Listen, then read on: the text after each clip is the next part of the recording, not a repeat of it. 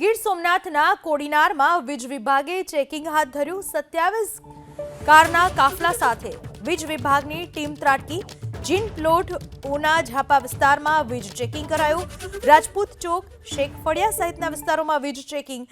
240 વીજ કનેક્શન પૈકી 80 કનેક્શનમાં ગેરરીતિ ઝડપાઈ। અંદાજિત 20 લાખથી વધુની વીજ ચોરી ઝડપાઈ હોવાની માહિતી।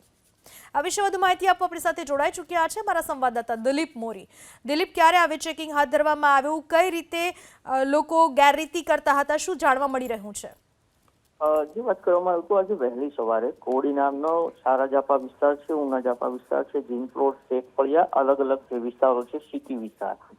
આ સિટી વિસ્તારમાં 27 જેટલી જે વીજ વિભાગની ટીમો છે રાજકોટ ઝોનમાંથી સૂચનાઓ મળી હતી, જેને લઈને ભાવનગર અન્ય જિલ્લાની ટીમો છે તે અહીંયા પર વહેલી સવારે પહોંચી હતી અને સવારે 7 વાગ્યામાં જ્યારે લોકો સૂતા હતા એ જ સમયે દરોડા પાડ્યા હતા અને આશરે 240 જેટલા વીજ કનેક્શન ચેક કરાયા હતા, જેમાં ક્યાંક ને ક્યાંક 80 કનેક્શનની અંદર અલગ અલગ રીતે ગેરરીતિ થઈ હોવાનું સામે આવ્યું છે। 30 લાખથી પણ વધારેનો વીજ ચોરી છે તે ઝડપાઈ છે। ઘણા લોકો છે જેના મીટરને લઈને સમસ્યાઓ હતી, ઘણા લોકોએ પોતાના વાયરિંગ છે તે અલગથી નાખ્યા હતા। તો આમ અલગ અલગ મુદ્દાઓ ઉપર વીજ વિભાગે ચેકિંગ હાથ ધર્યું હતું। ઘણા બધા લોકો એવા છે જે પાવરનો યુઝ કરે છે, તેનાથી વધારે તેના ઘરની અંદરથી ઉપકરણો મળી આવ્યા છે। તો જે મુદ્દે લઈને વીજ વિભાગે તમામને 80 જેટલા ઇસમોને દંડ ફટકાર્યો છે।